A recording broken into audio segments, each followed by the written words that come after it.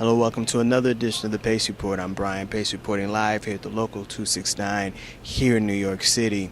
Singer, songwriter, composer, multi-instrumentalist. I guess I can go on and on about Nick Rosen. Nick hails from Los Angeles, and this past June he released his debut album, Into the Sky, on Porter Records. This album is one, I think, of the top 10 of my favorites this year, because Into the Sky really examines who this musician is.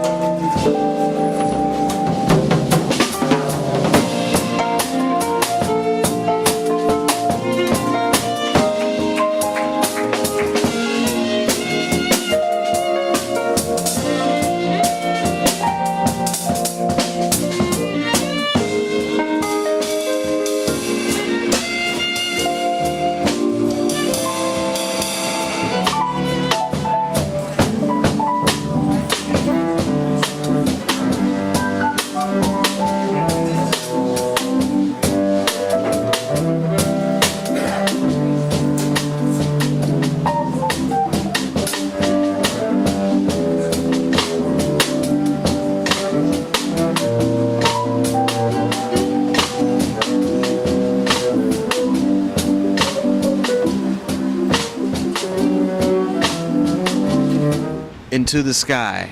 This is a very courageous debut CD on Porter Records for a 25-year-old from Los Angeles.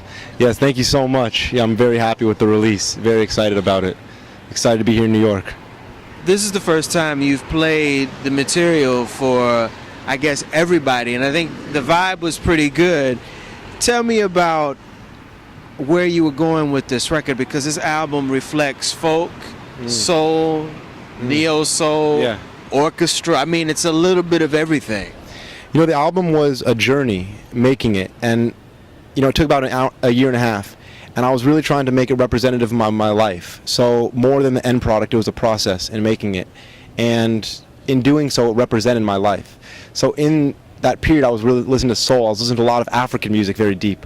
I was listening to Bjork a lot. I was listening to Wilco really deep. And not that all those are in there directly, but I was hearing all this stuff, and I wanted it to be in the record. And then also, I just wanted to go big. You know, I was working with Miguel Atwood-Ferguson a lot, and we were just like hearing stuff. So we laid down the initial tracks in April 2008.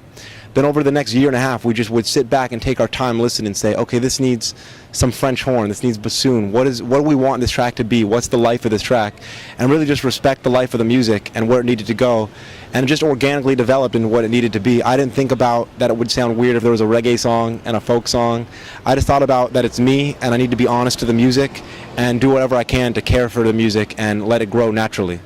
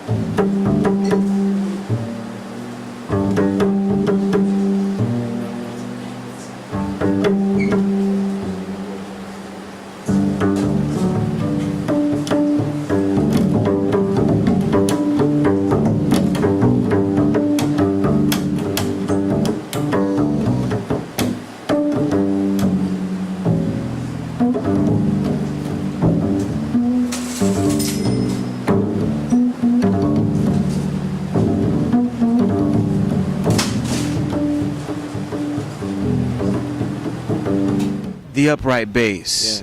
Yeah. You played some serious chops there this evening. I thought Ron Carter meets Gary Peacock meets. I mean, there's a there's a lot of elements to what, especially the upright and the electric. I mean, Yeah. you say a lot of stuff jazz wise on the upright as you do on the electric. That's very, very unique in a bass player because you don't have that.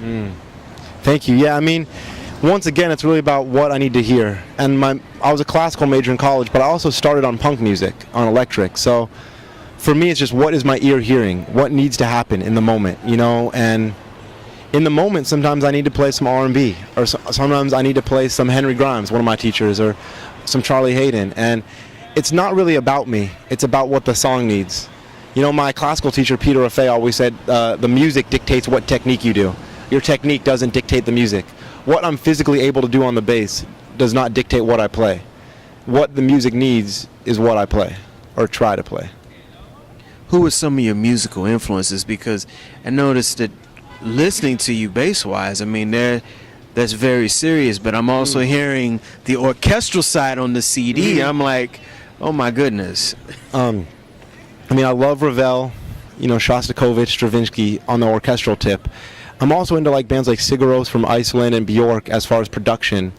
But man, I love Coltrane Quartet. Can't get enough. I was completely obsessed with Albert Ayler for a while. The Freedom. I can definitely hear that. I love Albert Ayler. I'm also just really into like Wilco and a lot of modern rock. Like, you know, I'm pretty much just into sound. And that what was so cool about this whole process is that it was all encompassed, you know. So, but definitely I wanted to have more color for this album. You know, I think we have 90 to 100 tracks on a lot of the tunes on the album. Yeah.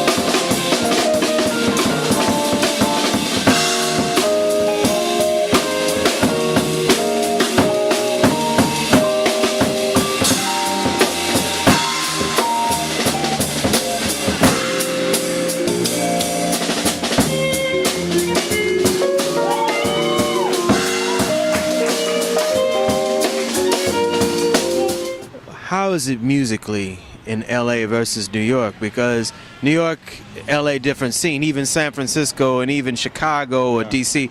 What's the difference as far as the vernacular of music versus here out east? I think that LA on the most part, no, I don't want to generalize, but New York seems to be more jazz, and I've noticed like a lot more modern jazz, like kind of on the forefront of that, like really high level of playing the jazz standard idiom. And also it's like really compressed, so you have a lot more bands, I feel like, that just like rehearse and like just people playing, you know, and a lot like just people doing creative music kind of all the time.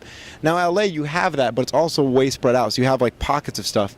And the other thing that's unique about LA is we have all the pop music, we have all the movie studios, so you get a lot of players that are really well versed in that style of playing, and that's kind of where I come from. I love that music. So you also have like the Horace Tapscott jazz scene in LA, you know. So to me, LA's just diverse, but it's you got to know where to find it in LA. That's, you know, it's not on top of each other like New York. You really got to know where to look. But LA's crazy diverse. We got everything from Horace Tapscott to, you know, pop scene to LA Phil to Daedalus Flying Lotus. You know what I mean? So. That'll do it again for another edition of the Pace Report. I'm Brian Pace, reporting live at the Local 269 here in New York City. I'd like to personally thank Nick Rosen for his time, as well as the staff here at the Local 269. As always, please visit my website, www.thepacereport.com, for my weekly column as well as my past segments. Until next time, remember, if it's in the groove, it'll make you move. Peace.